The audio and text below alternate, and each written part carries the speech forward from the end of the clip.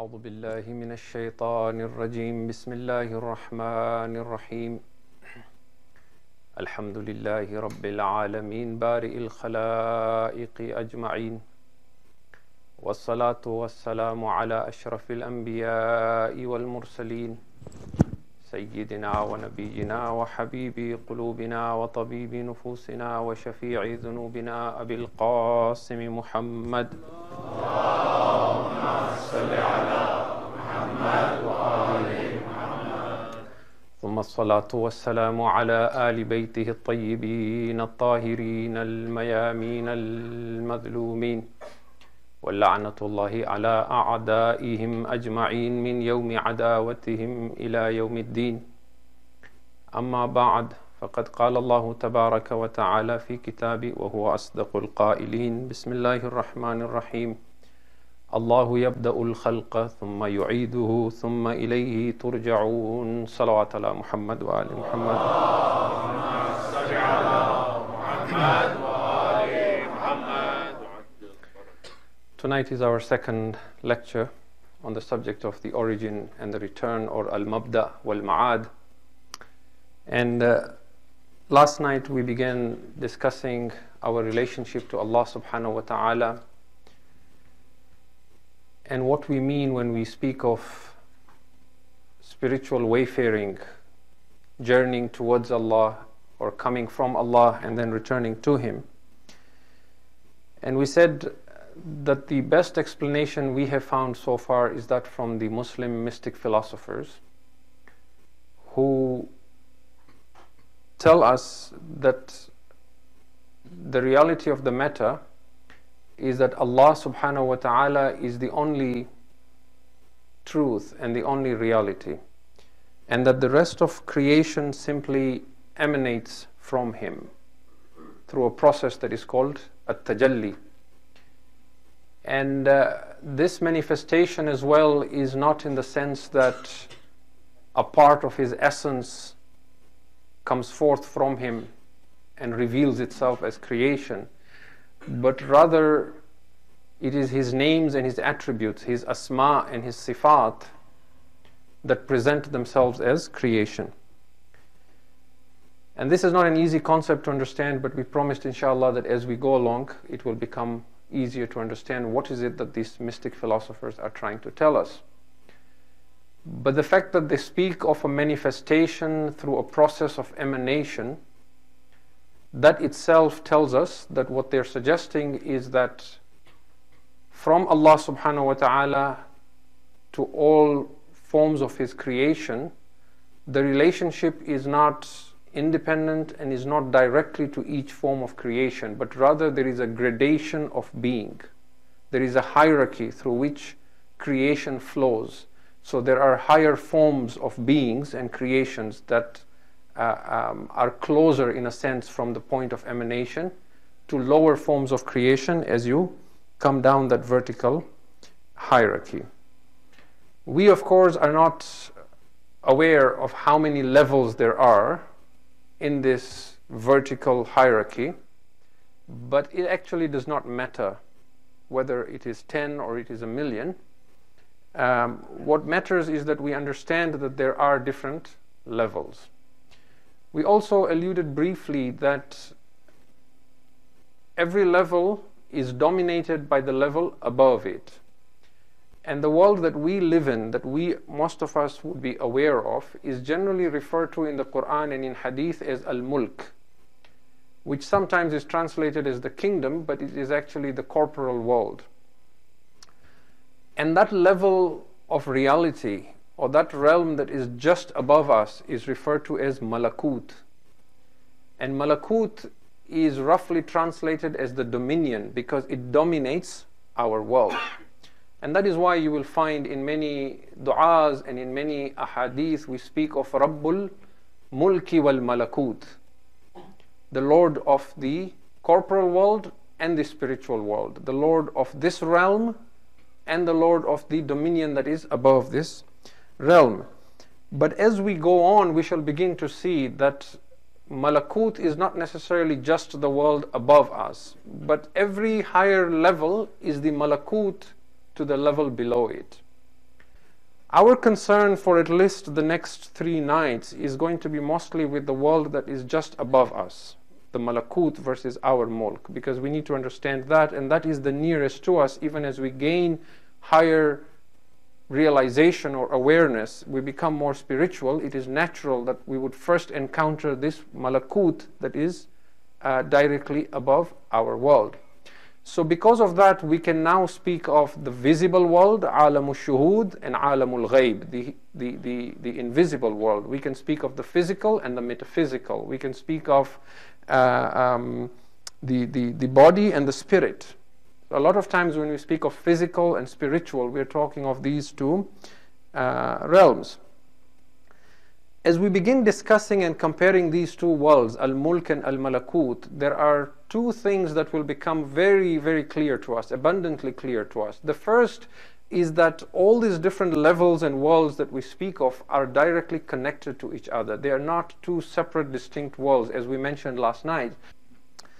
The other thing, paradoxically, that we will notice is that when we speak of the horizontal plane of existence, we are talking of our world. When we talk of the vertical plane of existence or the hierarchy, we're talking of this realm by which we are connected to a higher world, and the higher world all the way to Allah subhanahu wa ta'ala. But paradoxically, even though they are intricately connected to each other, they do not operate with the same rules and principles.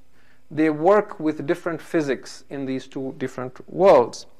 And a big part of what we will be discussing in the coming nights, the next 3 nights, is the difference between how these higher realms operate versus how our world operates. And that will also help us understand difficult concepts outside the dimension of space and time.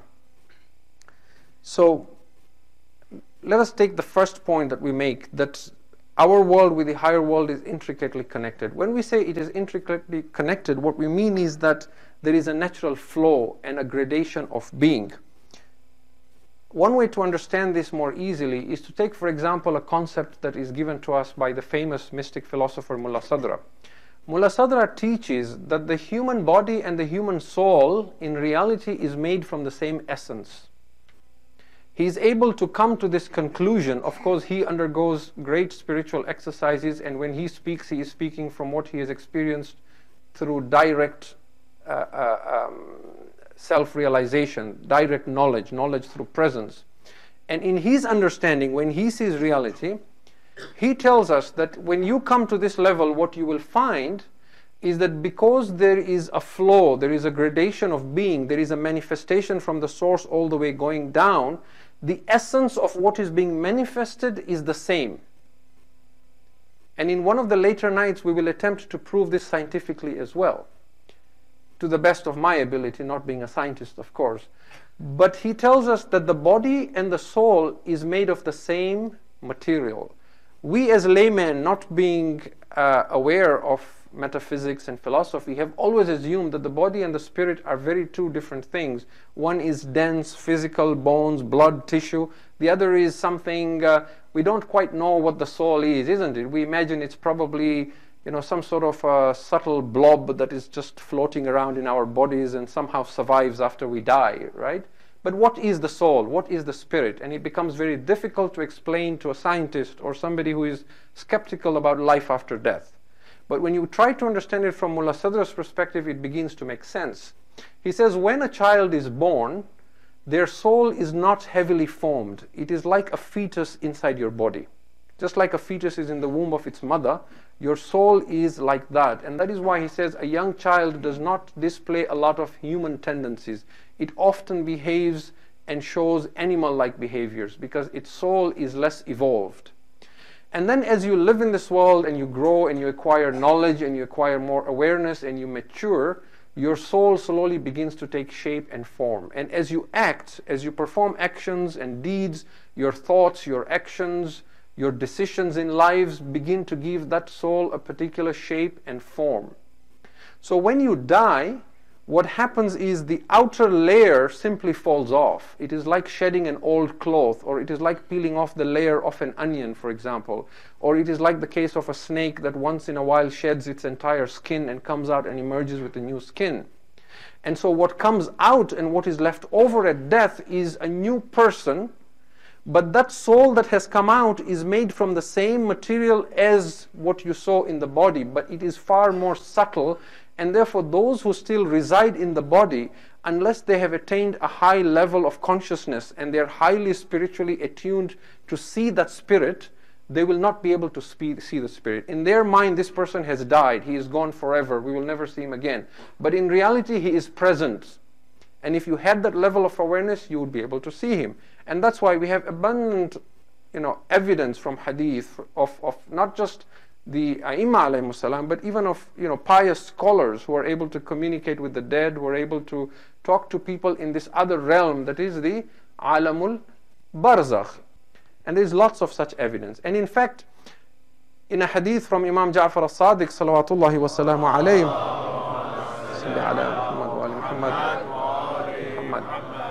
he says that if you could see the soul of a person who's passed away, you would be able to recognize him. Again, something I have mentioned previously, which therefore again tells us that the soul or spirit is not just some subtle wisp of air or some blob in the body, but it actually resembles your physical body. There is just an outer layer that is just peeled and removed, so that now those who are still in the body cannot see anymore what's left over. But what's left actually looks very much like you. If one lived a righteous life with integrity and piety, that which was left over, because the actions have an influence on the spirit, it would look like the person, but it might be far more enhanced and beautiful.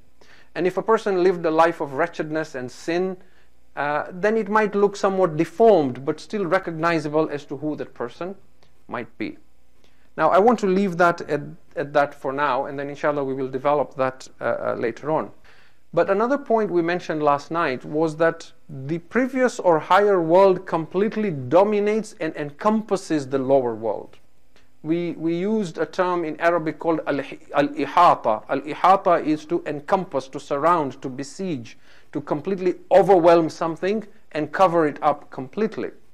And now when you begin looking at the Quran, you begin seeing that there is a constant hint at this idea that the higher realm, all the way up to Allah subhanahu wa ta'ala, completely covers you, even though you are not conscious of this fact.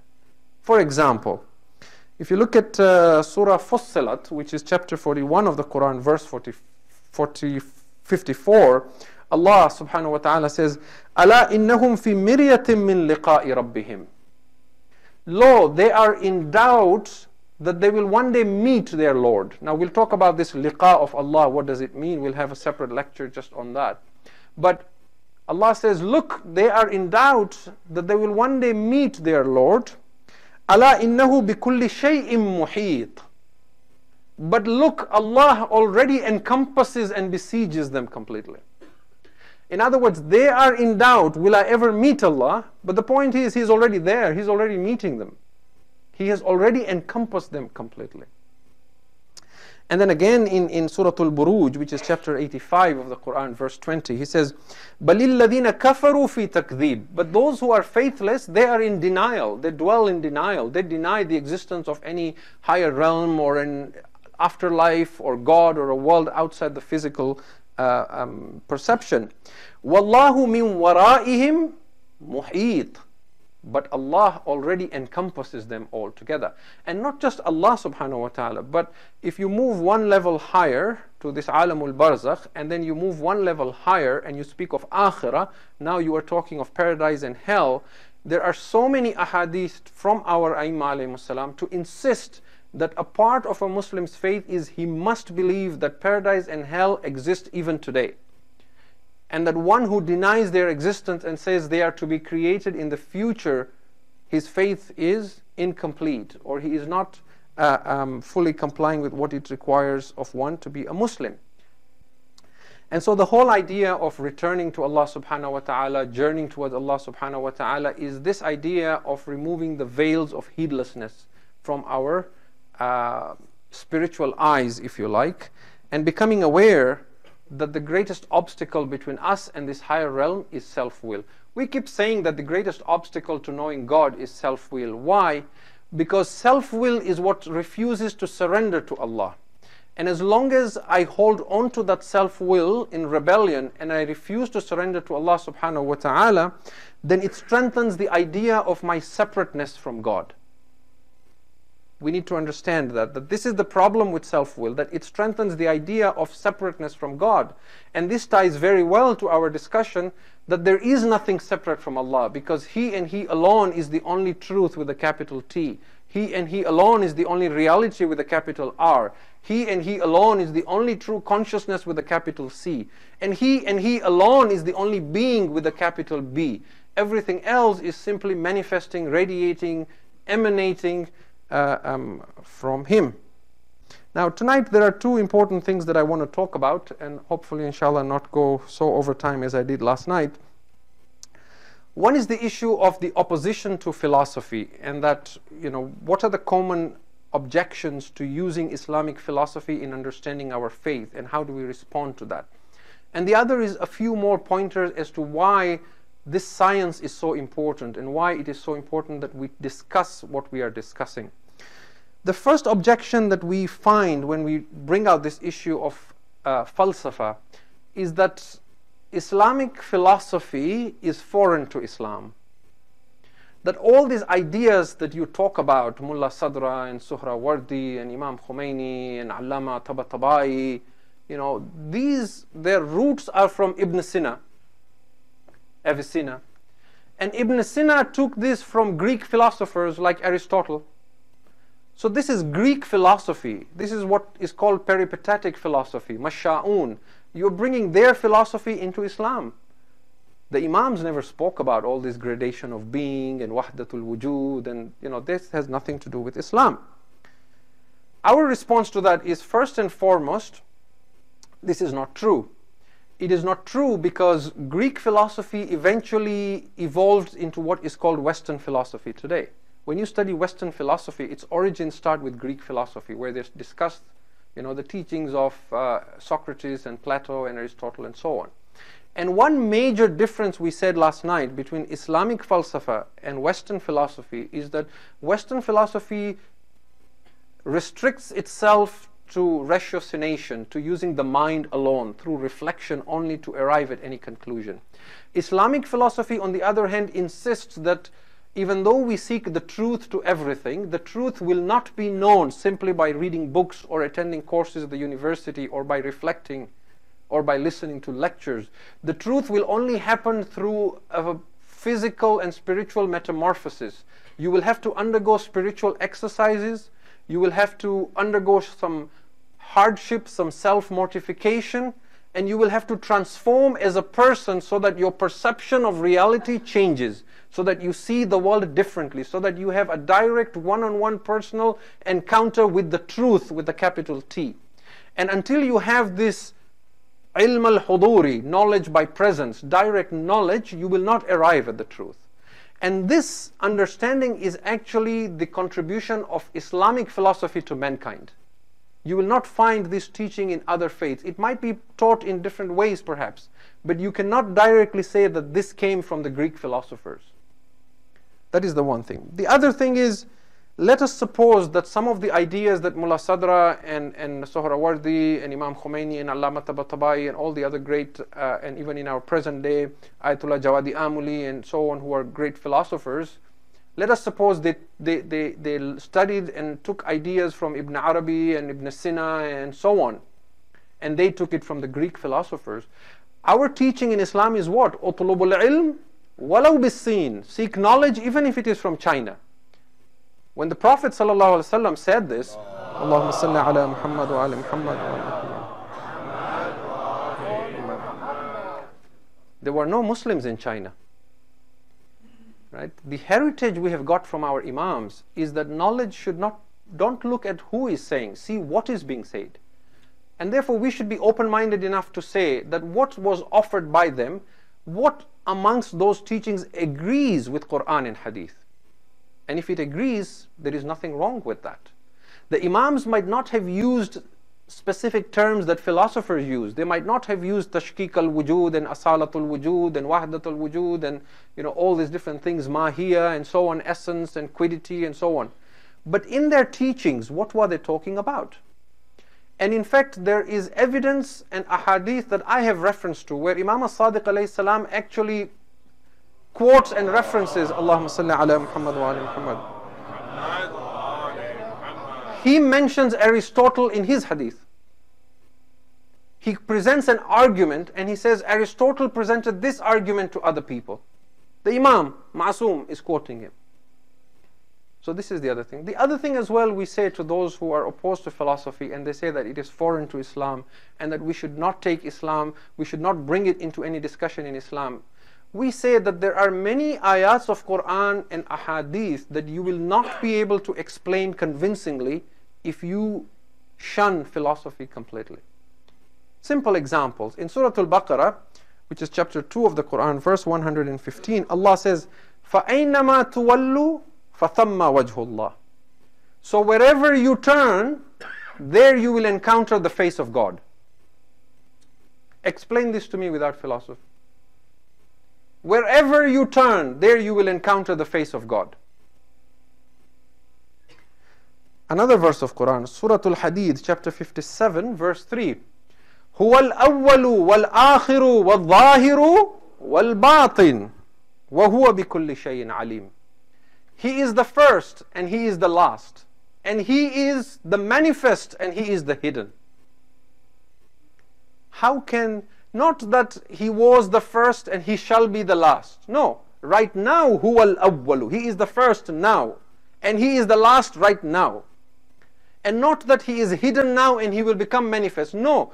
وَهُوَ الظَّاهِرُ وَالظَّاهِرُ وَالْبَاطِنُ. And He is apparent and manifest right now and He is hidden right now. Now explain to me without philosophy how God is apparent and hidden at the same time and how He is the first and the last at the same time. The more you look at these things, you become convinced that there is a need to look at what philosophy has to offer, because it gives us a beautiful explanation to these verses of Quran that fit and align very well with other ahadith and other ayats of Quran. So the second objection that we find from scholars who are opposed to philosophy is they say that, you talk about this idea of going back to Allah, and then you talk about being annihilated in God, fana fillah, and then subsisting in God, and baqa billah, and so on. It is kufr to suggest that something would separate itself from God. A part of Him would come out and then go back to Him and then get annihilated and then become part of Him and subsist in Him and so on and so forth. Now this objection arises because those who object to it are again trying to understand this in physical terms. And we said last night that one of the challenges of understanding this subject is turning our minds around so that we don't think of these things in spatio-temporal terms, in terms of space and time or physical terms. You see, when you turn this around, if Allah would have created me as a physical being that is a separate existence from Him, then that is a valid question. That how could I have been created and extracted from Allah, and then how can I go back and be annihilated in Him and subsist in Him? But supposing I don't have a reality of my own, and it is just a ray from the sun, then the question is that when the rays shine from the sun, does anything diminish from the sun? When an object throws its shadow on the wall, does that shadow decrease anything from the object? If an object stands in front of a mirror and that mirror image reflects onto another mirror, which reflects onto another mirror, and that reflects onto 1,000,000 mirrors or 1,000,000,000,000 mirrors, does it decrease anything from the original essence or object that is looking in the mirror? So when you separate this idea that it is not in the sense of a physical separation from God, then it sorts itself out. The third objection is that we cannot know Allah subhanahu wa ta'ala. This is a very common objection. That look, Allah subhanahu wa ta'ala is beyond our understanding.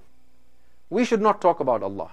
We should just talk about Muhammad and Ali Muhammad alayhimus salam, because they are within our reach. Salawat ala Muhammad.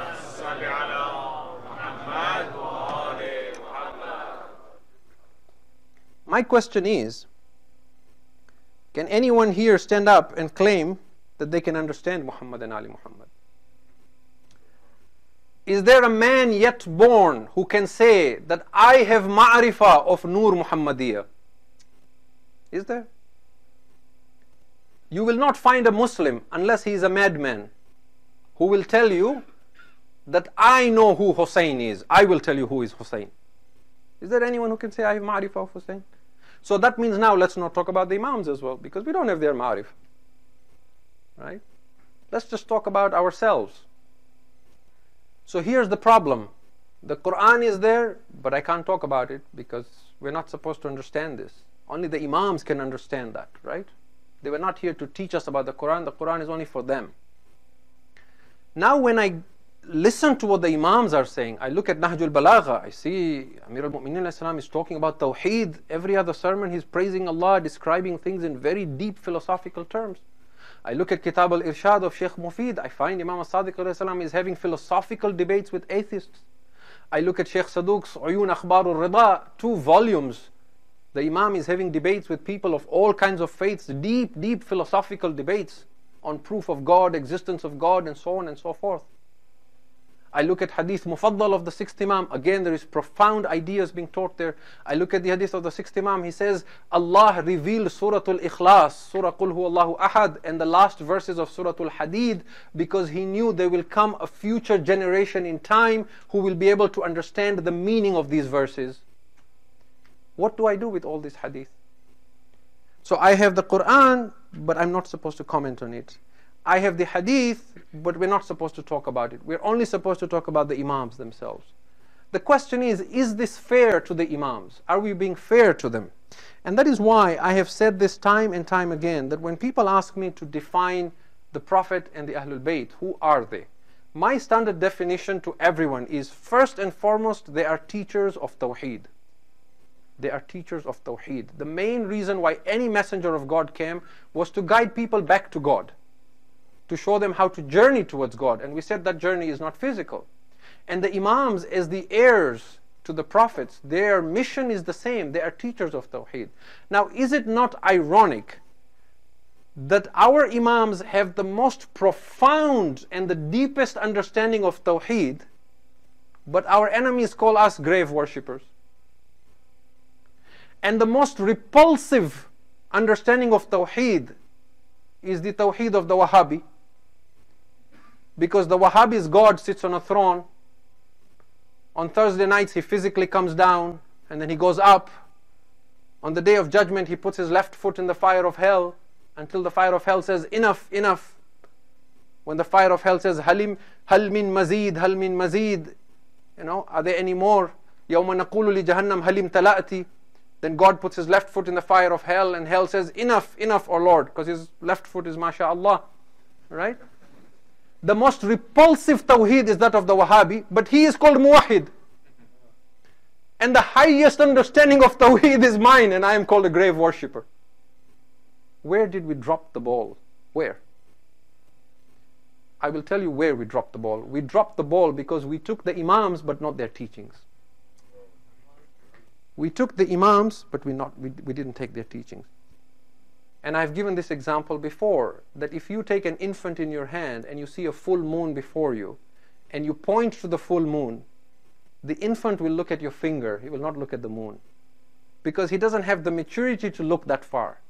And the more you wag your finger and say, look, look, look at that beauty, he's going to look at your finger.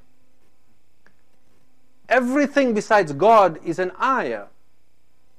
So Ali is saying, look at Allah, and he does a miracle. Look at Allah, he lifts the gate. He is showing you the power of Allah. We are looking at Ali, we're not looking at Allah. He is trying to show us something. And I will give you proof for this. When you ask Amir al-Mu'minin himself to describe himself in the most glowing terms after the demise of the Prophet, blessings and peace be on him, what does he say? He says, مَا لِلَّهِ آيَةٌ أَكْبَرُ مِنِّي. Allah does not have a sign or an ayah greater than I. I am the greatest sign of Allah. He describes himself. Undoubtedly, he is Naba'ul Azim. He is the greatest news of Allah subhanahu wa ta'ala after the Prophet. But when you praise Ali and you bring him to that level, after that as well, let mankind see the God that Ali introduces in Nahjul Balagha, so that they understand who are the rightful owners of Tawheed. That Tawheed should come from the teaching of the Ahlul Bayt and not from those who are their enemies. I will start drawing towards a conclusion. The fourth thing we want to say as well is that if we look at how our universe operates as well, we constantly see that Allah does not operate directly. He operates through a process of gradation. Look at how birth occurs. If Allah wanted, He could have created each one of us the way He created Adam alayhi salam. But He put a place in process where we are created through our fathers and mothers, and they're created through their fathers and mothers. So our birth takes place through causes and effect. Then look at our death as well. He does it through angels. Look at the rain and the sustenance He sends down. He does it also through, cause, effect. It rains and the ground becomes fertile and crops grow and the animals eat the crops and we eat the animals and so on and so forth. There's a constant relationship and dependency of one to the other. All these, when you think about them deeply and you start reflecting on them, it starts becoming apparent that there is a hierarchy on which Allah uses a vertical dimension in which there is a gradation of being, and there is a manifestation and an emanation through which this whole process occurs. The reason why the Day of Judgment is so magnificent and so, so special is because that is the day when creation has a direct one-on-one encounter with truth and reality itself, i.e. with Allah subhanahu wa ta'ala Himself. And so what we want to say here is that philosophy is a tool, just like mathematics or science. We should not take a position where we feel threatened by it, or where we, say, that it is a dangerous science and that it should not be taught and that it should be shunned, and that people who teach philosophy are teaching things that are against the teachings of the Ahlul Bayt alayhimus salam. Nor am I suggesting that you must accept everything that I am preaching to you, right? At the end of the day, whether it's Mullah Sadra or it's Imam Khomeini or it's Allama Tabatabai or whoever that mystic philosopher is, none of them are ma'soom. And in their views, they may have made mistakes as well. But we as a community need to at least have this maturity where we are able to listen to views from others and open our minds to possibilities, and then take from it what resonates with us. I'm not at all suggesting that we dabble with things that are wrong, or that we invite speakers that are controversial who plant seeds of doubt in our children's minds, or that we question the absolute fundamentals of our faith. This is not at all what I'm saying. But what I'm saying, when we speak of higher sciences, instead of polarizing ourselves or just accepting one view and saying, because I do taqleed of this or I'm opposed on this camp, I'm against anything this one says, Muslims at one point were the leaders of science and knowledge in the world. And I believe the reason why Muslims lost their place in leading science and leading humanity, in being the leaders of everything in this world, is because we became very intolerant. We became very narrow-minded. We became close-minded. We refused to listen to anything except our version and our narrative of the truth. We must have the capacity, especially those of us who have the knowledge and the ability to then look at an argument forcefully and see how it stays in relation to Quran and Hadith, whether it agrees or it does not. We have to have that openness to be able to look at that and then share that accordingly with our people in our community, inshaAllah. So as a conclusion, just a couple of points and I have ended for tonight. We have said that one of the reasons and benefits of studying this science is that there are many ahadith and many ayats of Quran that cannot be explained without philosophy. And in the coming days and nights, we will continue to give examples of this.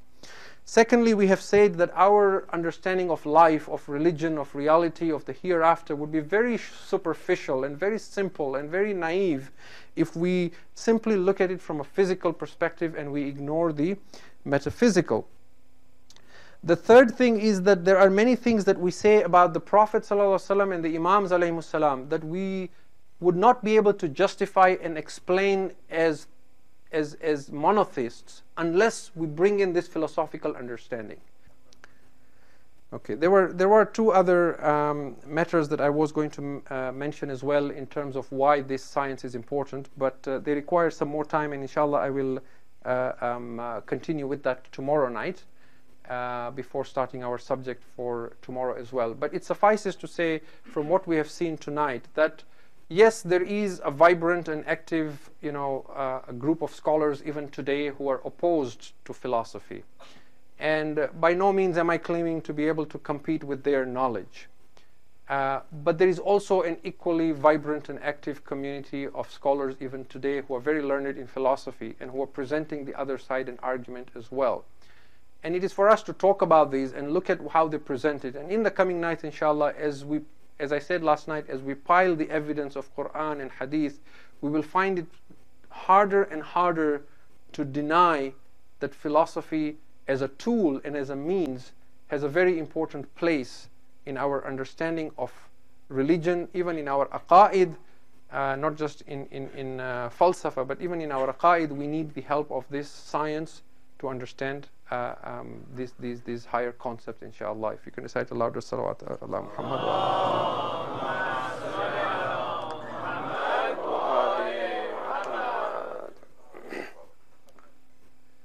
Tonight is the second night of Muharram al-Haram, and we continue paying our respects to the household of the Prophet, and in particular in these days and nights, our thoughts and our focus is with Imam al-Hussein alayhi salam and with the mother of Imam al-Hussein alayhi salam. It is our belief that when a majlis of Hussein is held anywhere, then the spirits of the Aimma alayhi salam attend that majlis as well.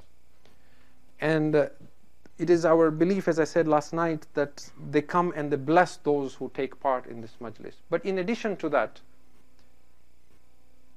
what the chairman was saying to me and what we were discussing is that just like when we have a majlis in our home, even though people don't need to be invited to the majlis of Hussein, if you are having a wedding, if you're having anything, you don't go unless you're invited. But if there is a majlis of Hussein, you don't need to be invited.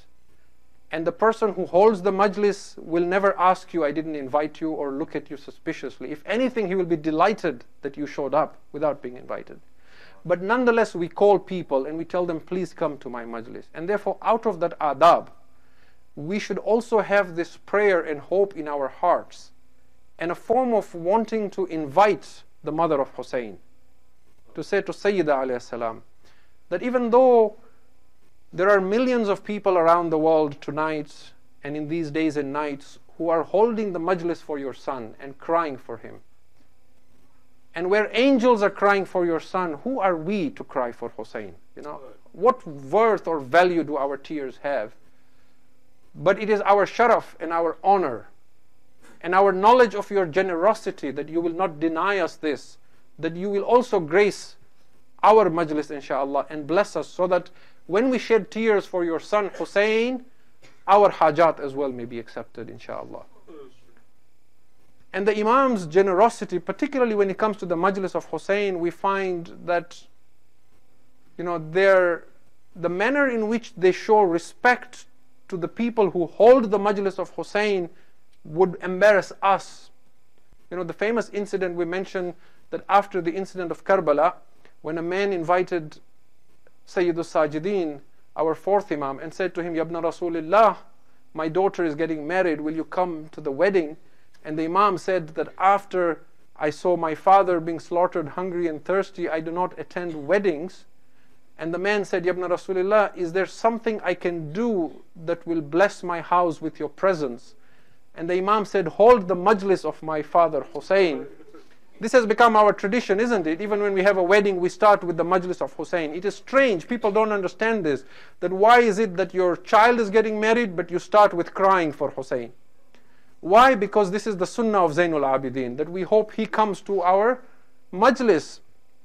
And the man said, I will certainly hold a majlis for your father Hussein. And he keeps the majlis, and he brings in someone to recite ash'ar, someone to recite the masaib of Hussein, and he's standing by the door, he's welcoming people, and the majlis has started, and he is restless. He is thinking, it is not like my Imam to promise me and not show up.